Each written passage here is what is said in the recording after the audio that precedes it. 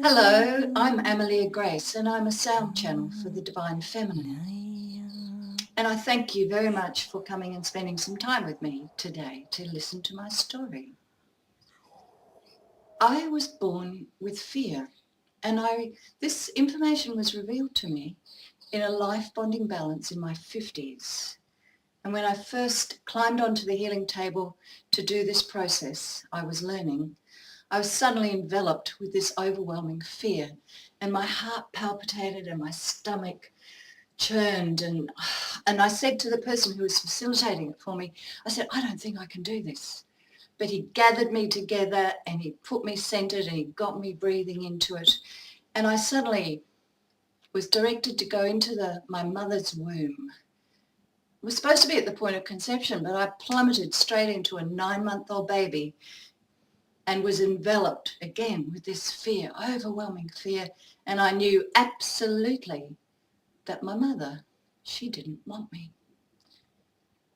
So it's not surprising that I grew up with lots of self-doubt and insecurities and lack of confidence and a belief, an underlying belief that I was unworthy to be loved.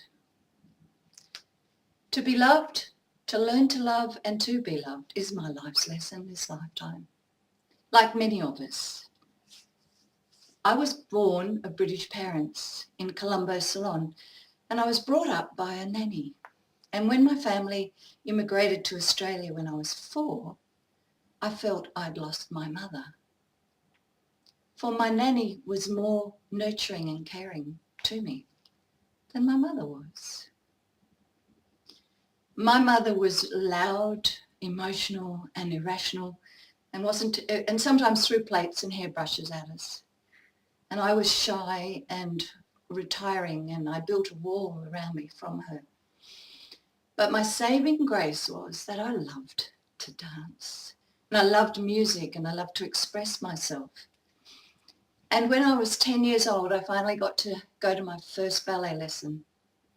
And I remember standing there waiting to go in with a whole lot of 6-year-olds. You can imagine, here I am, I was nearly 5 foot already, and these little tiny tackers, and I felt really awkward and ugly. But I did. And at that time, I said to myself very firmly as I was waiting right outside that door, I am going to be a ballet dancer. Not just any dancer, a ballet dancer. And I did. With a lot of hard work, discipline, commitment, I became the dancer that I wanted to be. When my first husband asked me to stop dancing midway through my career, I was at my peak. I felt I'd lost the heart of who I was. He asked me because I had a 3-year-old son and I'd been touring too much. So I tried for a year. And after lots and lots of soul searching, I actually realized that I had the soul of a dancer. Dance was the breath of life for me, and if I didn't dance, I was nothing. I was lost.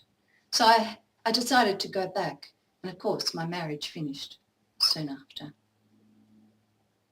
The next time I lost myself, I was 40 and had a midlife crisis, and I was caught between 3 men, my boss, my son, and my partner. I had stopped fighting for what I believed in. I'd walked away from my own pain and I'd pushed it down into a shadow bag, and of course it exploded. This day I was lying on the sofa waiting.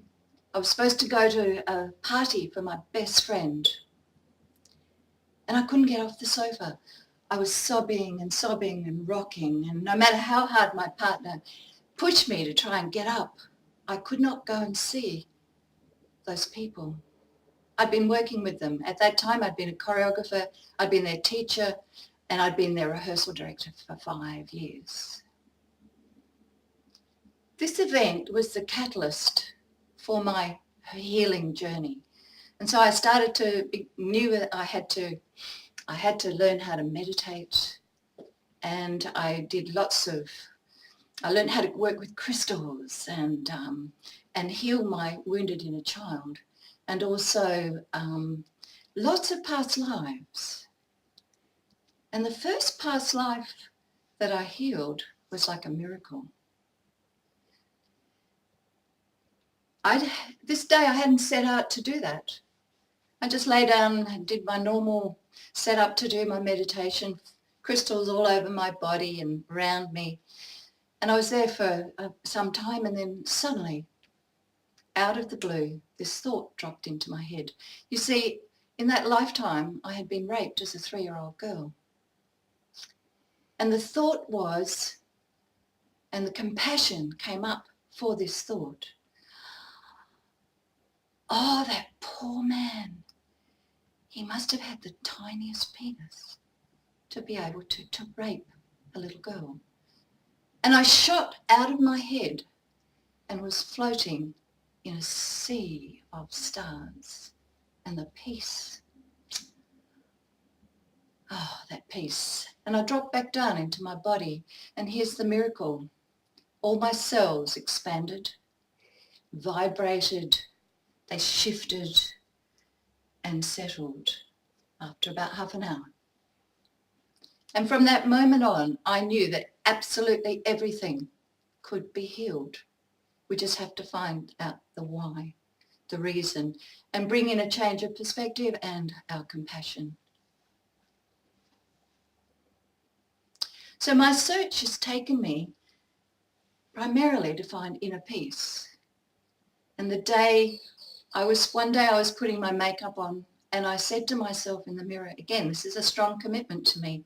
I said, the day that I no longer feel this anxiety creep up my neck and tighten my face, I will know that I have got inner peace. And my search has also taken me to the divine feminine, to Peru, to connect very profoundly with the feminine consciousness. And now I am that channel for her in ancient healing songs, in the language of light, soul language, the language and with codes of light to trigger you, to come into alignment with your soul and to find who you are and to embody that soul light within yourself so that you can also follow your passion, follow your dreams, and follow who you are, to be the best, greatest, most expansive human being as a divine human. Thank you for spending time with me today. And if you feel that the world needs to know more of what I have to offer, please vote for me. Namaste.